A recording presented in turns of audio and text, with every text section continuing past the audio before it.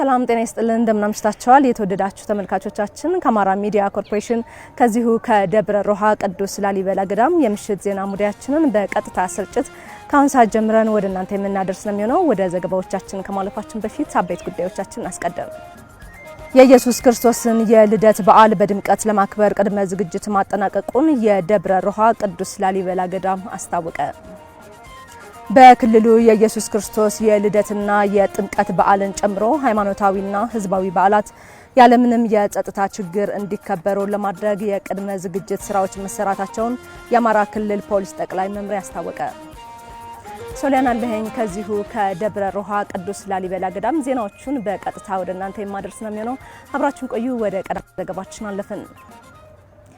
የኢየሱስ ክርስቶስን የልደት በዓል በድምቀት ለማክበር ቅድመ ዝግጅት ማጠናቀቁን የደብረ ሮሃ ቅዱስ ላሊበላ ገዳም አስታወቀ። በመላው ዓለም ያሉ ሰዎች በበዓሉ እንዲታደሙም የገዳሙ ዋና አስተዳዳሪ ቆሞስ አባ ሕርያቆስ ጸጋዬ ጥሪ አስተላልፈዋል። ተጨማሪውን ከበቀለ ተሾመ እንከታተል።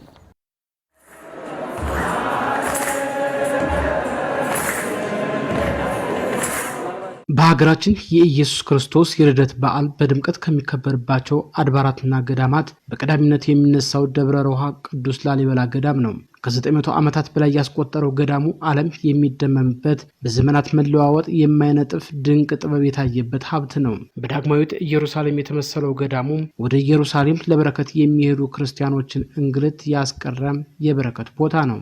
ክርስቲያን የሆኑ ሁሉ በዓለ ልደቱን ለማክበር ወደ ኢየሩሳሌም እየተጓዙ በቤተልሔም የተወለደበትን ዋሻ ባይናቸው እያዩ ስለኛ የሆነውን ነገር የሚያስቡበት ቀን ነው የነበረውና ቅዱስ ላሊበላ ይህንን ድካም ሲያይ በረሃ አቋርጠው የሚሄዱ አንዳንዱ ምንም ለበረከት ቢሆንም መቼም በስጋ የሚከፈል ዋጋ አለና ድካም ነበረው፣ ወጥቶ መቅረትም ነበርና ያን አይቶ በዚህ ክርስቲያኖች ይህን አይተው እንዲያስቡ በዓለ ልደቱን በዚህ መልኩ እንዲያስቡ እነዚህን አብያተ መቅደስ ሰርቶ ሰጥቶናል ማለት ነው። ሁልጊዜም እንደምንለው የክርስትናችን መልክ ናቸው። እነዚህ በየዓመቱ የገና በዓል በገዳሙ በልዩ ሁኔታ ይከበራል። በዘንድሮ ዓመትም ገዳሙ ባለው ስምና ዝና ልክ በዓሉን ለማክበር ቅድመ ዝግጅት መደረጉን የደብረ ሮሃ ቅዱስ ላሊበላ ገዳም ዋና አስተዳዳሪ ቆሞስ አባ ሕርያቆስ ጸጋዬ ገልጸዋል። ዝግጅቱ እንደሚታወቀው እንግዲህ ባለን ለቦታው በሚመጥን ካለው ተፈጥሯዊ አቀማመጥ ጋር ተያይዞ እስካሁንም የነበረ የሚታወቅ ዝግጅት አለ። አሁንም ደግሞ ጊዜውን በሚመጥን ዝግጅት እያደረግን ነው ስንል ማረፊያዎችን እንግዶቻችን እንዳይጉላሉ በስርዓት መጥተው የሚያርፉበት ማረፊያን በመመደብ ሲመጡ ደግሞ እግራቸውን አጥቦ በመንከባከብና አቅጣጫ የማያውቁትን ሰዎች አቅጣጫ በመጠቆም የሕክምና ኬላን በማቋቋም መረጃ በመስጠትም ማረፊያ ለሚፈልጉበትን ቦታ ወስደው መርተው በማድረስም ጭምር እንዲያግዙ ወጣቶችን ስምሪት በመስጠት ጊዜያዊ መጸዳጃ ቦታዎችን በመቆፈር ሰዎች እንዳይቸገሩ መሰረታዊ የሆኑ ነገሮች እንዳያጡ በማድረግ በዚህ መልኩ ዝግጅት እያደረግን እንገኛለን ማለት ነው። በበዓሉ ወቅት የገዳሙ መለያ የሆነው የቤዛ ኩሉ ዓለም ስነ ስርዓት ልዩ ድባብን ይፈጥራል።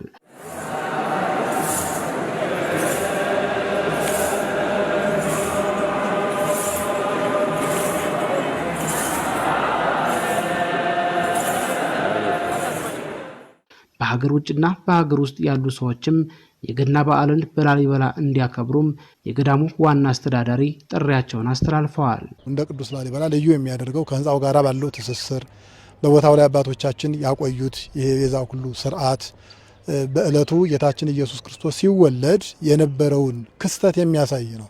ደስታችንን ሰውን የተለያየው የተገናኘበት የጸብ ግድግዳ የፈረሰበት ዕለት በመሆኑ በዚህ መልኩ በዓሉ መልእክት ያስተላልፋል ማለት ነውና ይህንን የሚናፈቅ መንፈሳዊ የሆነውን ትርኢት ለማየት በሀገር ውስጥም በሀገር ውጭም ያላችሁ ወገኖቻችን በዚህ ዕለት ተገኝታችሁ በዓል እንድታከብሩ ጥሪ የምናደርገውም ለዚህ ነው።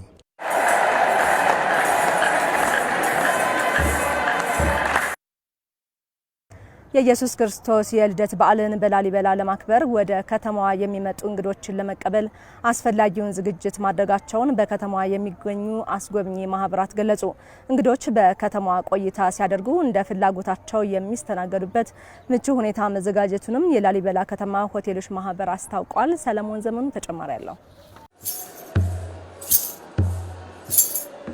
የቅዱስ ላሊበላና አካባቢው ቱሪስት አስጎብኝ ማህበር ሰብሳቢ አቶ ስታሉ ቀለሙ በስልክ እንደገለጹልን ታኅሳስ 29 ለሚከበረው የኢየሱስ ክርስቶስ የልደት ወይም ገና በዓል ለሚመጡ ምዕመናንና ጎብኚዎች አቀባበልና መስተንግዶ ለማድረግ በርካታ ዝግጅቶችን አድርገናል በማለት ለአሚኮ በስልክ ገልጸዋል።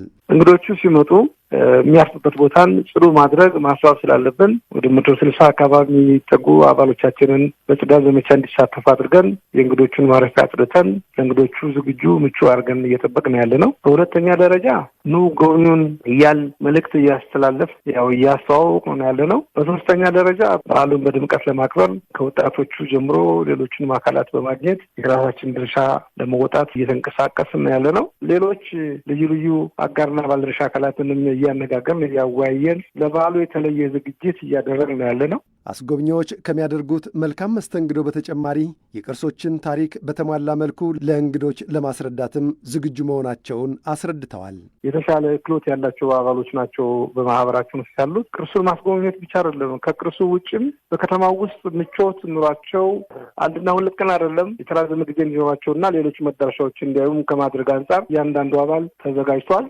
የላሊበላ ከተማ ሆቴሎች ማህበር የህዝብ ግንኙነት አቶ አበበ ደምሳሽ በበኩላቸው የከተማው ሆቴሎች የሀገር ውስጥና የውጭ እንግዶችን በአግባቡ ተቀብለው ለማስተናገድ ያደረጉትን ዝግጅት ዘርዝረዋል።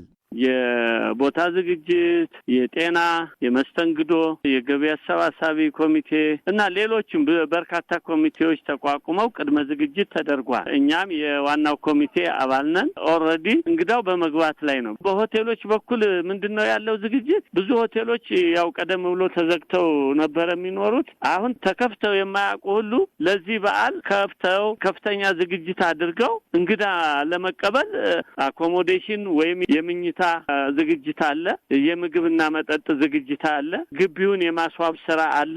እነዚህ ዝግጅቶች ተጠናቀዋል። ሆቴሎች እንግዶችን ለማስተናገድ የሀገር ውስጥና የውጭ የመስተንግዶ ልምድ ያላቸው ባለሙያዎችን ቀጥረው ዝግጁ ሆነው እየጠበቁ መሆኑንም አቶ አበበ አስረድተዋል።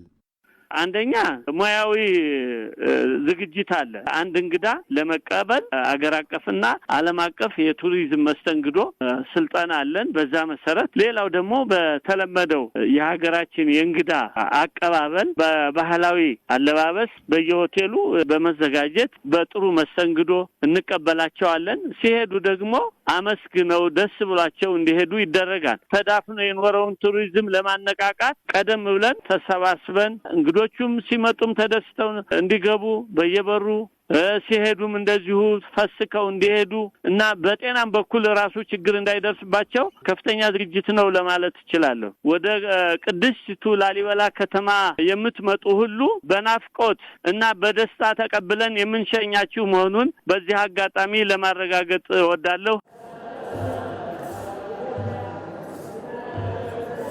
የኢትዮጵያ አየር መንገድ ለኢየሱስ ክርስቶስ የልደት በዓል ወደ ላሊበላ የሚያደርገውን የበረራ ቁጥር አሳደገ።